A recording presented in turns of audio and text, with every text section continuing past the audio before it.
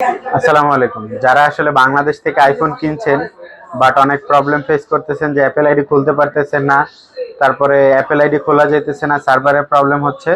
তো আসলে ওই প্রবলেমগুলো সমাধান নিয়ে আজকের ভিডিওটা।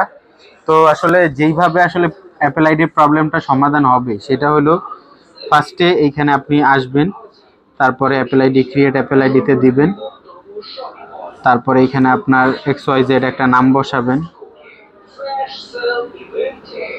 তারপরে এখানে আপনার জন্ম তারিখ, এগুলো সব কিছু দেওয়ার পরে এইখানে আপনার জিমেল, ব্যক্তিগত জিমেল থাকলে জিমেল দিবেন, অথবা যদি জিমেল না থাকে নিচে একটা প্রেস করবেন, এরপর একটা ক্লাউড জিমেল আপনার নাম দিয়ে বসাবেন, ধরেন XY, এটা দিয়ে একটা ইমেল ক্রিয়েট করলাম আমরা। তো করার পরে এইখানে ধরেন আমি একটা পাসওয়ার্ড দিলাম,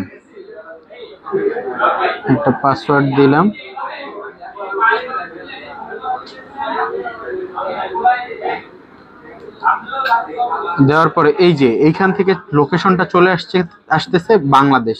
তো বাংলাদেশ দিলে যে প্রবলেমটা দেখা দিচ্ছে সেটা হলো, আমি একটা নাম্বার দিচ্ছি,